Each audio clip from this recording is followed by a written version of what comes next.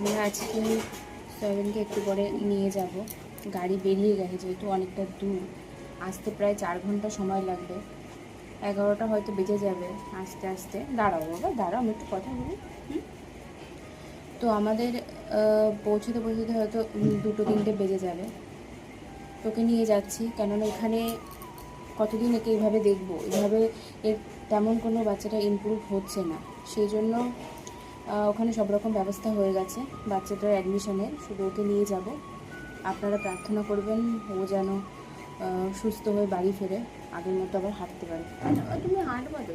কষ্ট হচ্ছে, ওকে ছাড়তে খুবই কষ্ট হচ্ছে, কিন্তু ওর ভালোর জন্যই ওকে আমি নিয়ে যাচ্ছি, যাতে আগের জীবন ফিরে পায়। দাঁড়াও বাবা, আমি একটু কথা বলি, দাঁড়াও। তুমি ভালো হয়ে যাবা, হ্যাঁ ভালো হয়ে যাবা।